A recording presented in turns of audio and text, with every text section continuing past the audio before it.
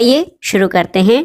भारतीय इतिहास के अंतर्गत छठी शताब्दी ईसा पूर्व की राजनीतिक दशा और यूनानी आक्रमण से संबंधित महत्वपूर्ण प्रश्नों का प्रैक्टिस सेट। दोस्तों, प्रश्नों को सॉल्व करते समय हम उनकी व्याख्या भी करते चलेंगे ताकि आप उन्हें आसानी से समझ सकें और परीक्षाओं की दृष्टि से कुछ अन्य महत्वपूर्ण तथ्यों को भी जान सकें। तो आइए शुरू करते हैं आज का वीडियो। पहला प्रश्न है, निम्न में से कौन एक बौद्ध ग्रंथ 16 महाजनपदों का उल्लेख करता है? ऑप्शन है अंगुत्तर निकाय, मध्यम निकाय, खुद्दक निकाय या फिर दीघ निकाय। तो सही उत्तर है अंगुत्तर निकाय। ऑप्शन ए आपका सही उत्तर हो जाएगा। दोस्तों, बौद्ध ग्रंथ अंगुत्तर निकाय और एक जैन ग्रंथ भगवती सूत्र में छठी शताब्दी ईसा पूर्व के 16 महाजनपदों का उल्लेख हुआ है। तो याद रखिएगा, बौद्ध ग्रंथ अंगुत्तर निकाय में 16 महाजनपदों का उल्लेख है। अगला प्रश्न है दोस्तों, मगध का कौन सा शासक बुद्ध का समकालीन था? ऑप्शन है चंद्रगुप्त मौर्य, अजातशत्रु, बिंबिसार या फिर महापद्म नंद। तो आप जान लीजिए दोस्तों, बिंबिसार मगध में हर्यक वंश का प्रथम शासक था। इसने भगवान बुद्ध के निवास के लिए वेलुवन नामक विहार का निर्माण भी करवाया था। भगवान बुद्ध की मृत्यु 483 ईसा पूर्व में हुई थी और उस समय मगध का शासक अजातशत्रु था, जिसका शासनकाल 492 से 460 ईसा पूर्व था। इसलिए भगवान बुद्ध बिंबिसार और अजातशत्रु दोनों के समकालीन थे। तो यहाँ पर देखिए, बिंबिसार और अजातशत्रु दोनों ही हो जाएगा। ऑप्शन बी और सी इस प्रश्न के उत्तर हो जाएंगे। तो याद रखिएगा, भगवान बुद्ध बिंबिसार और अजातशत्रु दोनों के ही समकालीन थे। अगला प्रश्न है कि सिक्कों के अध्ययन को क्या कहते हैं? ऑप्शन है आर्कियोलॉजी, हिस्टीरियोग्राफी, न्यूमिस्मेटिक्स या फिर एपिग्राफी। तो सही उत्तर न्यूमिस्मेटिक्स। दोस्तों, सिक्कों के अध्ययन को न्यूमिस्मेटिक्स कहा जाता है। ऑप्शन सी आपका सही उत्तर है। अगला प्रश्न है, बिंबिसार के समय मगध की राजधानी कौन सी थी? ऑप्शन देखिए, राजगृह, नालंदा, तक्षशिला या पाटलिपुत्र। तो सही उत्तर राजगृह हो जाएगा। दोस्तों, हर्यक वंश के संस्थापक बिंबिसार के समय मगध की राजधानी राजगृह थी और राजगृह को गिरिव्रज के नाम से भी जाना जाता था। अगला प्रश्न है कि शिशुनाग ने अपनी राजधानी कहाँ बनाई थी? तो उत्तर क्या हो जाएगा? उत्तर है वैशाली। दोस्तों, आप जान लीजिए कि शिशुनाग ने अवंती और वत्स को जीतकर मगध साम्राज्य में मिलाया। इसके बाद इसने वैशाली को अपनी राजधानी बनाई, लेकिन कालाशोक ने पुनः पाटलिपुत्र को अपनी राजधानी बनाया था। अगला प्रश्न बहुत ही आसान सा है। इसमें पूछा गया है कि पटना शहर का पुराना नाम क्या है? तो याद रखिएगा दोस्तों, पटना शहर का पुराना नाम पाटलिपुत्र था और ये मगध साम्राज्य की राजधानी थी। अगला है कि निम्नलिखित में से कौन सा सही सुमेलित नहीं है? अंग चंपा। देखिए, अंग की राजधानी चंपा सही है। कौशल अहिच्छत्र ये आपका सही नहीं है। वत्स कौशाम्बी सही है और मत्स्य विराटनगर सही है। तो सही उत्तर क्या हो जाएगा? कौन सा सुमेलित नहीं है? ऑप्शन बी आपका सही सुमेलित नहीं है। कौशल महाजनपद की राजधानी श्रावस्ती थी। उत्तरी पांचाल की राजधानी अहिच्छत्र थी। दक्षिणी पांचाल की राजधानी काम्पिल्य थी और जो अन्य विकल्प हैं आपके सही सुमेलित हैं। तो याद रखिएगा, कौशल महाजनपद की राजधानी अहिच्छत्र नहीं बल्कि श्रावस्ती थी और अहिच्छत्र जो है ये उत्तरी पांचाल की राजधानी थी। अगला प्रश्न है कि उज्जैन का प्राचीन काल में क्या नाम था? तो सही उत्तर है दोस्तों, उज्जैन को प्राचीन काल में अवंतिका कहा गया है। ऑप्शन सी आपका सही उत्तर है। दोस्तों, मध्य प्रदेश के मालवा संभाग में स्थित उज्जैन को प्राचीन काल में अवंतिका कहा जाता था। अगला प्रश्न है, निम्नलिखित में से कौन सा एक ईसा पूर्व छठी शताब्दी में प्रारंभ में भारत का सबसे शक्तिशाली नगर राज्य था? ऑप्शन है गांधार, कंबोज, काशी या फिर मगध। तो सही उत्तर है मगध। Option D. याद रखिएगा दोस्तों, ईसा पूर्व छठी शताब्दी के प्रारंभ में मगध भारत का सर्वाधिक शक्तिशाली राज्य था। अगले प्रश्न पर आते हैं। महाभारत के अनुसार उत्तरी पांचाल की राजधानी स्थित थी कहाँ पर? तो सही उत्तर है अहिच्छत्र उत्तरी पांचाल की राजधानी थी। ऑप्शन सी आपका सही उत्तर है। दोस्तों, महाभारत के अनुसार उत्तरी पांचाल की राजधानी अहिच्छत्र थी और दक्षिणी पांचाल की राजधानी काम्पिल्य थी। महाभारत काल में हस्तिनापुर कुरु की राजधानी थी, जबकि मथुरा सूरसेन की राजधानी थी। अगला प्रश्न है 16 महाजनपदों के युग में मथुरा किसकी राजधानी थी? ऑप्शन है वज्र, वत्स, काशी या शूरसेन। तो सही उत्तर क्या हो जाएगा? सही उत्तर आपका हो जाएगा ऑप्शन डी, शूरसेन की राजधानी मथुरा था। अगला प्रश्न है चंपा किस महाजनपद की राजधानी थी? आपको बताना है। तो आप जानते हैं बिहार के वर्तमान भागलपुर और मुंगेर के जिले जो है अंग महाजनपद के अंतर्गत थे। तो अंग महाजनपद की राजधानी चंपा थी। ऑप्शन डी आपका सही उत्तर है। अगला प्रश्न है 6ठी शताब्दी ईसा पूर्व में शुक्तिमती राजधानी थी किसकी? पांचाल की, कुरु की, चेद की या अवंत की? तो सही उत्तर है। दोस्तों, आप जान लीजिए कि 6ठी शताब्दी ईसा पूर्व में आधुनिक बुंदेलखंड के पूर्वी और उसके समीपवर्ती भागों में चेद महाजनपद स्थित था। इसकी राजधानी सोथिवती या शुक्तिमती था। तो ऑप्शन सी आपका सही उत्तर हो जाएगा। शुक्तिमती चेद महाजनपद की राजधानी थी। अगला प्रश्न है गोदावरी नदी के तट पर स्थित महाजनपद कौन था? ऑप्शन देखिए अवंत, वत्स, अस्सक या फिर कंबोज। तो सही उत्तर क्या हो जाएगा? दोस्तों, आप जान लीजिए ये महत्वपूर्ण प्रश्न है। गोदावरी नदी के तट पर जो है कौन सा महाजनपद स्थित था आपको बताना है। तो ये था अस्सक महाजनपद। ऑप्शन सी आपका सही उत्तर हो जाएगा। दोस्तों, अस्सक या अस्मक नर्मदा और गोदावरी नदियों के मध्य स्थित था, जिसकी राजधानी पैठन या पोतन अथवा पोटल जो है इसको कहा जाता था। अगला प्रश्न है दोस्तों 6ठी शताब्दी ईसा पूर्व का मत्स्य महाजनपद स्थित था कहाँ पर? पश्चिमी उत्तर प्रदेश में, राजस्थान में, बुंदेलखंड में या रुहेलखंड में? तो सही उत्तर है राजस्थान में। ऑप्शन बी आपका सही उत्तर है। 6ठी शताब्दी ईसा पूर्व का मत्स्य महाजनपद वर्तमान राजस्थान के जयपुर, अलवर और भरतपुर जिलों में स्थित था। इसकी राजधानी विराटनगर थी। अगला प्रश्न है मगध की प्रारंभिक राजधानी कौन सी थी? तो सही उत्तर है मगध की प्रारंभिक राजधानी राजगृह या गिरिव्रज थी। इसको बाद में इसकी राजधानी पाटलिपुत्र किया गया था। अगला प्रश्न है दोस्तों प्राचीन श्रावस्ती का नगर विन्यास किस आकृति का है? ऑप्शन है आपके वृत्ताकार, अर्धचंद्राकार, त्रिभुजाकार और आयताकार। तो सही उत्तर है ऑप्शन बी अर्धचंद्राकार। दोस्तों, प्राचीन श्रावस्ती की पहचान अलेक्जेंडर कनिंघम ने 1861 में उत्तर प्रदेश के श्रावस्ती जनपद के निकट सहेत महेत नामक स्थान से की थी। उत्खनन के आधार पर ज्ञात हुआ कि प्राचीन श्रावस्ती का नगर विन्यास जो है वो अर्धचंद्राकार था। अगला प्रश्न है दोस्तों पाटलिपुत्र के संस्थापक कौन थे? उदयन, अशोक, बिंबिसार या फिर महापद्मनंद? तो सही उत्तर क्या हो जाएगा? आप देख लीजिए पाटलिपुत्र की स्थापना अजातशत्रु ने गंगा और सोन नदी के संगम पर पाटलिग्राम में एक किला बनाकर की थी। अजातशत्रु के उत्तराधिकारी उदयन ने मगध साम्राज्य की राजधानी राजगृह से पाटलिपुत्र स्थानांतरित किया था। तो दोस्तों, आप जान लीजिए इसमें पाटलिपुत्र के संस्थापक को उदयन माना गया है, जो कि सही नहीं है। और आप जान लीजिए कि पाटलिपुत्र की स्थापना अजातशत्रु ने गंगा और सोन नदी के संगम पर किया था और राजधानी के रूप में उदयन ने इसको अपनी राजधानी बनाया था। अगला प्रश्न है उदयन वासवदत्ता की दंत कथा संबंधित है किससे? उज्जैन से, मथुरा से, माहिष्मती से या कौशाम्बी से? तो सही उत्तर क्या हो जाएगा? उज्जैन से। Option A. दोस्तों, उदयन वासवदत्ता की दंत कथा उज्जैन से संबंधित थी और इस कथा को महाकवि भास ने अपने नाटक स्वप्नवासवदत्तम में वर्णित किया है।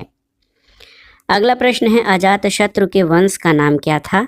तो सही उत्तर है अजातशत्रु हर्यक वंश के शासक थे। तो याद रखिए अजातशत्रु हर्यक वंश से संबंधित थे और अजातशत्रु बिंबिसार के पुत्र थे। अगला प्रश्न है, देखिए एक प्रश्न पूछा जाता है, वह राजकुमार जो अपने पिता की मृत्यु के लिए उत्तरदायी था। ऑप्शन है अजातशत्रु, चंड प्रद्योत, प्रसेनजित और उदयन। तो सही उत्तर क्या हो जाएगा? सही उत्तर आपका हो जाएगा अजातशत्रु। दोस्तों अजातशत्रु, इनका शासनकाल 492 से 460 ईसा पूर्व था। अपने पिता हर्यक वंश के संस्थापक बिंबिसार की हत्या करके राजगद्दी पर बैठा था, लेकिन इसकी हत्या भी इसके पुत्र उदयन ने कर दी थी। तो याद रखिएगा, उदयन से तात्पर्य जो है वत्स राजा उदयन से है, न कि हर्यक वंश के राजा उदयन से। तो विकल्प ए आपका सही उत्तर है। तो याद रखिएगा, वह राजकुमार जो अपने पिता की मृत्यु के लिए उत्तरदायी था वो था अजातशत्रु, और इसने अपने पिता बिंबिसार की हत्या करके गद्दी पर कब्जा किया था। अगला प्रश्न है कि किसने मगध साम्राज्य में वज्जीगढ़ संघ को हराकर आत्मसात किया था? ऑप्शन है चंद्रगुप्त मौर्य, अशोक, महापद्म नंद या फिर अजातशत्रु। तो सही उत्तर हो जाएगा ऑप्शन डी, अजातशत्रु। दोस्तों वैशाली बुद्ध काल का प्रमुख गणराज्य था। यहाँ के शासक लिच्छवी थे। अजातशत्रु ने आक्रमण करके लिच्छवियों को पराजित किया और उनके भूभाग को मगध साम्राज्य में मिला लिया था। अगला प्रश्न है दोस्तों, गौतम बुद्ध के समय का प्रसिद्ध वैद्य जीवक जिसके दरबार से संबंधित था? तो जीवक ये किसके दरबार से संबंधित था? उत्तर है बिंबिसार। दोस्तों आप जान लीजिए, गौतम बुद्ध के समय का प्रसिद्ध वैद्य जीवक बिंबिसार के दरबार से संबंधित था। बिंबिसार ने अपने राज्य वैद्य जीवक को अवंती नरेश चंड प्रद्योत के राज्य में चिकित्सा सेवा के लिए भेजा था। अगला प्रश्न है कि मालवा क्षेत्र पर मगध की सत्ता का विस्तार किसके शासनकाल में हुआ था? आपको बताना है, बिंबिसार के, अजातशत्रु के, उदयभद्र के या शिशुनाग के। तो सही उत्तर है शिशुनाग, ऑप्शन डी। दोस्तों पुराणों के अनुसार मगध नरेश शिशुनाग ने अवंत यानी मालवा को जीतकर मगध साम्राज्य में मिला लिया था। प्रश्न संख्या 25 है दोस्तों, मगध में नंद वंश का संस्थापक कौन था? तो उत्तर है मगध में नंद वंश का संस्थापक जो है ये महापद्म नंद अथवा उग्रसेन था। तो सही उत्तर ऑप्शन ए हो जाएगा, महापद्म नंद मगध में नंद वंश का संस्थापक था। अगला प्रश्न है, मगध का कौन सा सम्राट अपरो परशुराम के नाम से जाना जाता है? तो ये प्रश्न आसान सा है, आप सभी जानते होंगे कि महापद्म नंद को अपरो परशुराम या सर्वछत्रांतक कहा गया है। तो सही उत्तर महापद्म नंद, ये ब्राह्मण शासक था, इसको अपरो परशुराम के नाम से जाना जाता है। अगला प्रश्न है, राजा नंद का उल्लेख करने वाला अभिलेखी प्रमाण कौन सा है? ऑप्शन है आपके खारवेल का हाथी गुम्फा अभिलेख, रुम्मनदेही स्तंभ अभिलेख, रुद्रदामन का जूनागढ़ अभिलेख या धनदेव का अयोध्या अभिलेख। तो सही उत्तर है खारवेल का हाथी गुम्फा अभिलेख। दोस्तों नंदवंशीय शासक महापद्म नंद द्वारा कलिंग में नहर खुदवाए जाने का उल्लेख खारवेल के हाथी गुम्फा अभिलेख में किया गया है। अगले प्रश्न पर आते हैं, भारत में सबसे पुराना लौह युग जुड़ा हुआ है किसके साथ? चित्रित धूसर मृदभांडों के साथ, काले और लाल मृदभांडों के साथ, गेरू रंग के मृदभांडों के साथ या फिर उत्तरी काली पालिश वाले मृदभांडों के साथ। तो सही उत्तर क्या हो जाएगा? दोस्तों सही उत्तर है चित्रित धूसर मृदभांडों के साथ, ऑप्शन ए आपका सही उत्तर है। अहिच्छत्र, अतरंजी खेड़ा, आलमगीरपुर, मथुरा, रोपड़, श्रावस्ती आदि स्थलों से लौह युगीन संस्कृति के अवशेष प्राप्त हुए हैं और इस काल के लोग एक विशिष्ट प्रकार के बर्तन का प्रयोग करते थे जिसे चित्रित धूसर मृदभांड कहा गया है। अगला प्रश्न बहुत ही महत्वपूर्ण है, उस राज्य का नाम बताइए जिसने पहली बार युद्ध में हाथियों का प्रयोग किया था। तो सही उत्तर क्या हो जाएगा? दोस्तों सही उत्तर आपका हो जाएगा मगध। मगध राज्य ने पहली बार युद्ध में हाथियों का प्रयोग किया।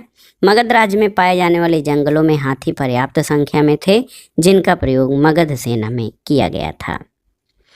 अगला प्रश्न है, महाभाष्य किसके द्वारा लिखा गया है? तो आसान सा है, महाभाष्य के रचयिता महर्षि पतंजलि थे और इस ग्रंथ से ये जानकारी मिलती है कि मौर्य शासकों ने आर्थिक संकट से उबरने के लिए देव प्रतिमाएं बनवाकर बिकवाई थीं। अगला प्रश्न है भारत के प्राचीनतम सिक्के किसके थे? तांबे के, सोने के, रांगा के या फिर चांदी के? तो सही उत्तर क्या हो जाएगा दोस्तों? भारत के प्राचीनतम प्राप्त सिक्के आहत सिक्के या पंचमार्क सिक्के थे जो चांदी के बने हुए थे। ऑप्शन डी आपका सही उत्तर है। दोस्तों ये सिक्के ठप्पा देकर निशान बनाए जाते थे इस पर, इसलिए इन्हें आहत या पंचमार्क सिक्के कहा जाता था और ये सिक्के चांदी के थे। अगला प्रश्न है छठी शताब्दी ईसा पूर्व मगध में किसका विशाल भंडार था? आपको बताना है। तो उत्तर है लौह। देखिए ऑप्शन डी सही उत्तर हो जाएगा। दोस्तों आप जान लीजिए कि छठी शताब्दी ईसा पूर्व में मगध में लौह के विशाल भंडार थे। अगला प्रश्न देखिए, प्रश्न ध्यान से पढ़िएगा कि चंड प्रद्योत किस प्राचीन गणराज्य के राजा थे? ऑप्शन है काशी, अंग, अवंत या बज्ज। तो सही उत्तर है चंड प्रद्योत जो है ये अवंत का शासक था। अवंत जो है ये राजतंत्रात्मक शासन व्यवस्था थी, न कि गणतंत्रात्मक। तो ऐसे चंड प्रद्योत अवंत का शासक था, लेकिन जब ये प्रश्न गणराज्य पूछा जाएगा तो ये प्रश्न सही नहीं होगा। लेकिन आप जान लीजिए कि चंड प्रद्योत अवंत का शासक था और बुद्ध काल में उत्तरी अवंत की राजधानी उज्जैनी और दक्षिणी अवंत की राजधानी महिष्मती थी। अगला प्रश्न है अभिलेखी साक्ष्य से प्रकट होता है कि नंद राजा के आदेश से एक नहर खोदी गई थी। कहाँ पर? ऑप्शन है अंग में, बंग में, कलिंग में या फिर मगध में। तो सही उत्तर है कलिंग में, ऑप्शन सी। दोस्तों खारवेल के हाथी गुम्फा अभिलेख से नंद राजा महापद्म नंद की कलिंग विजय सूचित होती है। इसके अनुसार नंद राजा जिन सेन की एक प्रतिमा उठा ले गया था, उसने कलिंग में एक नहर का निर्माण कराया था। अगला प्रश्न है निम्नलिखित नामों में से प्राचीन भारत के चिकित्सकीय त्रय की पहचान कीजिए। यानी 3 जो है प्रमुख चिकित्सकीय विद्वानों के नाम आपको बताना है। ये लोग कौन थे? तो चरक, सुश्रुत और वाग्भट।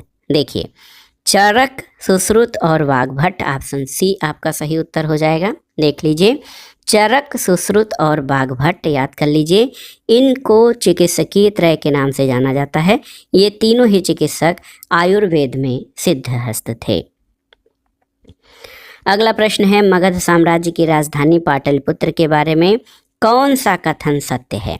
तो यहाँ पर सही उत्तर क्या हो जाएगा दोस्तों? सही उत्तर आपका ऑप्शन बी हो जाएगा। पाटलिपुत्र उत्तर में गंगा नदी और पश्चिम में सोन नदी से घिरा हुआ था। तो पाटलिपुत्र की जो स्थापना हुई थी, आप जान लीजिए कि पाटलिपुत्र की स्थापना दोस्तों आप देखिए बहुत ही महत्वपूर्ण है कि पाटलिपुत्र की स्थापना अजातशत्रु ने गंगा और सोन नदी के संगम पर किया था। तो ये पाटलिपुत्र उत्तर में गंगा नदी और पश्चिम में सोन नदी से घिरा हुआ था। ये ऑप्शन बी आपका सही उत्तर हो जाएगा। अगला प्रश्न सुमेलन से है, आपको सही सुमेलन करना है और दिए गए कोड के आधार पर सही उत्तर का चयन करना है। उत्तर प्रदेश के प्राचीन जनपद और उनकी राजधानियों का मिलान करना है। कुरु, तो कुरु की राजधानी जो है वो इंद्रप्रस्थ थी, मिलान करिए। पांचाल की राजधानी उत्तरी पांचाल की अहिच्छत्र थी। इसके अलावा कौशल की जो है ये साकेत और वत्स की राजधानी कौशाम्बी थी। तो सही सुमेलन किस तरह से हो जाएगा? सही सुमेलन आप जान लीजिए दोस्तों 4, 3, 1 और 2। तो यहाँ पर विकल्प कौन सा? 4, 3, 1 और 2, ऑप्शन बी आपका सही उत्तर हो जाएगा। अगला प्रश्न भी सूची 1 का सूची 2 से सुमेलन करना है, राजा और उनके राज्यों का। तो प्रद्योत, चंड प्रद्योत ये अवंती का शासक था। उदयन आप जानते हैं ये वत्स का शासक था। प्रसेनजित, तो दोस्तों प्रसेनजित ये कौशल के शासक और अजातशत्रु ये मगध के शासक थे। तो सही सुमेलन क्या हो जाएगा? सही सुमेलन आपका हो जाएगा 3, 2, 4, 1। तो 3, 2, 4 और 1 यहाँ पर कौन सा ऑप्शन सही होगा दोस्तों? सही उत्तर ऑप्शन सी हो जाएगा। ए का तीसरा, बी का दूसरा, सी का चौथा और डी का पहला। अगले प्रश्न पर आते हैं कि निम्नलिखित मगध राजवंशों को कालक्रमानुसार व्यवस्थित कीजिए। नंद वंश, शुंग वंश, मौर्य वंश और हर्यक वंश। तो देखिए हर्यक वंश सबसे पहला वंश था, उसके बाद नंद वंश, फिर मौर्य और शुंग वंश आया था। तो सही उत्तर 4132 हो जाएगा। ऑप्शन बी आपका सही उत्तर। सबसे पहले हर्यक वंश, फिर नंद वंश, उसके बाद मौर्य वंश, फिर शुंग वंश। तो 4132 ये मगध के राजवंशों का सही क्रम हो जाएगा। अगला प्रश्न है, निम्नलिखित में से किन ग्रंथों में प्राचीन भारत के 16 महाजनपदों यानी खोडस महाजनपद की सूची मिलती है? अर्थशास्त्र, अंगुत्तर निकाय, दीघ निकाय और भगवती सूत्र। तो सही उत्तर क्या हो जाएगा दोस्तों? सही उत्तर हो जाएगा देखिए अंगुत्तर निकाय और भगवती सूत्र, यानी 2 और 4। तो विकल्प देखिए, विकल्प ए 2 और 4 यानी अंगुत्तर निकाय और भगवती सूत्र। अंगुत्तर निकाय बौद्ध ग्रंथ है, भगवती सूत्र जैन ग्रंथ है। इनसे प्राचीन भारत के 16 महाजनपदों के बारे में जानकारी मिलती है। अगला प्रश्न कथन और कारण से संबंधित है। कथन है कि विश्व के सभी भागों में ईस्वी पूर्व 6ठी शताब्दी एक महान धार्मिक उथल पुथल का काल था, और दूसरा है कि वैदिक धर्म बहुत जटिल हो चुका था। तो इसका कौन सा उत्तर सही हो जाएगा दोस्तों? ए और बी दोनों ही सही हैं। बी आपका सही उत्तर हो जाएगा।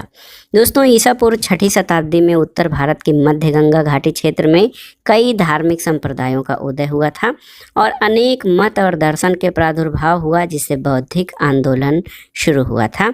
और इसी समय आप जान लीजिए कि विभिन्न प्रकार के बौद्धिक आंदोलनों के प्रमाण अन्य देशों में मिले। चीन, ईरान, यूनान में पुरातन मान्यताओं को चुनौती देने वाले कन्फ्यूशियस, जरथुष्ट्र, पाइथागोरस थे। वैदिक धर्म जिसके बारे में चर्चा की गई है ये बहुत जटिल हो चुका था।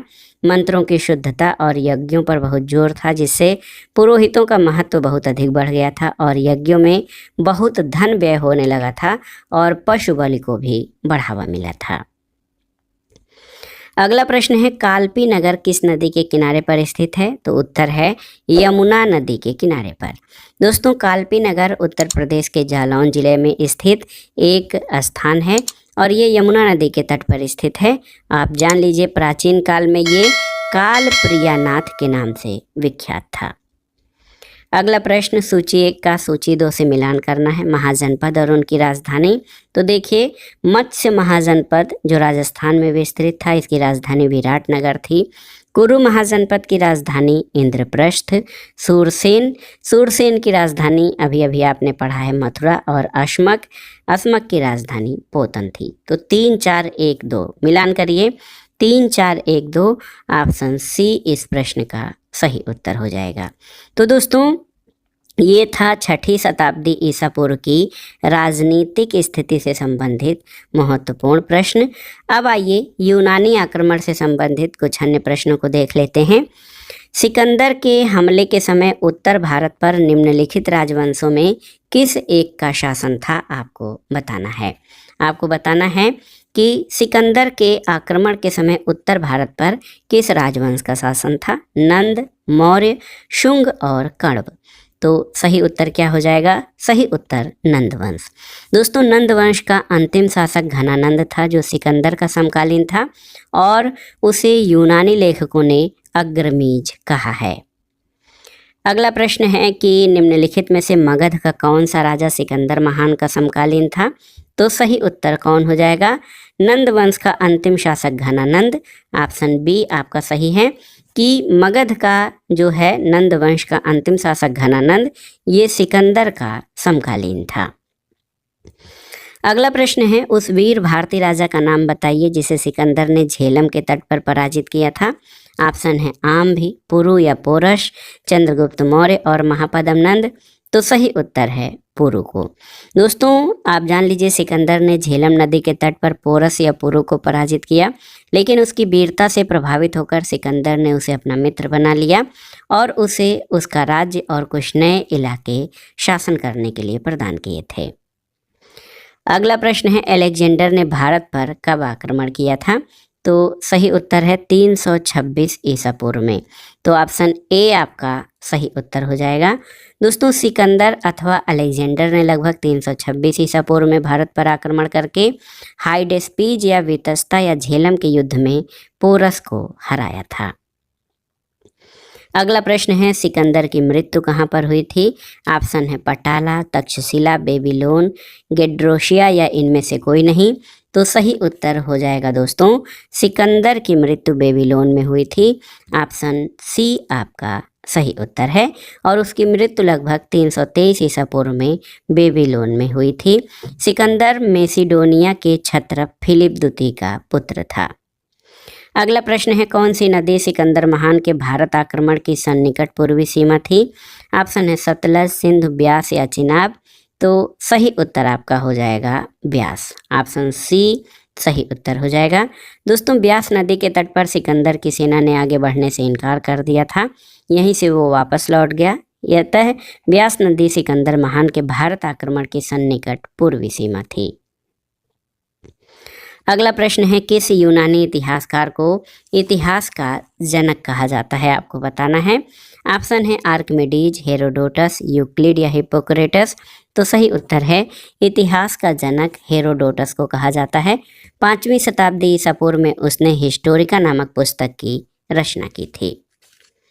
अगले प्रश्न पर आते हैं दोस्तों। अगला प्रश्न बहुत ही महत्वपूर्ण है। ये है कथन और कारण से संबंधित। कथन है कि लगभग 2 वर्ष के अभियान के बाद सिकंदर महान ने 325 ईसा पूर्व में भारत छोड़ दिया था। तो कब छोड़ा था आप जान लीजिए कि ये आपका सही है। लगभग 2 वर्ष के अभियान के बाद 325 ईसा पूर्व में सिकंदर ने भारत छोड़ दिया। कारण है कि वह चंद्रगुप्त मौर्य से पराजित हुआ था। ये आपका सही नहीं है। ए सही लेकिन आर गलत है। दोस्तों आप जान लीजिए हखामनी साम्राज्य को ध्वस्त करने के बाद 326 ईसा पूर्व के बसंत के अंत में एक विशाल सेना के साथ सिकंदर भारतीय विजय के लिए चला। लगभग 2 वर्षों के अभियान के बाद 325 ईसा पूर्व में सिकंदर जो है उसने पाटल से वापस यूनान को प्रस्थान किया, लेकिन वह चंद्रगुप्त मौर्य से पराजित नहीं हुआ था। तो ए सही है, आर गलत है। अगला प्रश्न है युद्ध भूमि में बड़ी संख्या में सैनिकों के मारे जाने अथवा आहत हो जाने के बाद किस भारतीय गण अथवा राज्य की स्त्रियों ने सिकंदर के विरुद्ध शस्त्र धारण किया था। ऑप्शन है अभिसार, ग्लौसाई, कठ या मत्सग। तो सही उत्तर आपका हो जाएगा मत्सग, ऑप्शन डी। दोस्तों आप जान लीजिए सिकंदर के आक्रमण के समय अस्मक या एक सीमांत गणराज्य था, उसकी राजधानी मत्सग थी। यूनानी लेखकों के अनुसार सिकंदर के विरुद्ध हुए युद्ध में बड़ी संख्या में पुरुष सैनिकों के मारे जाने के बाद यहाँ की स्त्रियों ने शस्त्र धारण किया था। अगला प्रश्न और आज के प्रैक्टिस सेट का आखिरी प्रश्न है कि भारत में सिकंदर की सफलता किन कारणों से थी। देखिए ऑप्शन आप देख सकते हैं कि उस समय भारत में कोई केंद्रीय सत्ता नहीं थी, बिल्कुल सही। उसकी फौज बेहतर थी, सही। उसे देशद्रोही शासकों से सहायता मिली, बिल्कुल सही। वह एक अच्छा प्रशासक था, ये आपका सही नहीं है। तो 1, 2 और 3 आपके सही हैं। तो याद कर लीजिए दोस्तों सिकंदर की भारत में सफलता के जो कारण थे उसमें जो है उस समय भारत में कोई केंद्रीय सत्ता नहीं थी। उसकी सेना निसंदेह श्रेष्ठ थी। आम्भी जैसे तमाम देशद्रोही भारतीय शासकों ने उसे सहयोग दिया, फिर भी भारत की विजय में उसके अच्छे प्रशासक होने का कोई योगदान नहीं था। ऑप्शन बी आपका सही उत्तर हो जाएगा। तो दोस्तों ये था आज का वीडियो। भारतीय इतिहास के महत्वपूर्ण प्रश्नों के अभ्यास सेट में 6वीं शताब्दी ईसा पूर्व की राजनीतिक दशा और यूनानी आक्रमण से संबंधित महत्वपूर्ण प्रश्नों का अभ्यास, जो आपके आगामी विभिन्न परीक्षाओं के लिए बहुत ही उपयोगी है।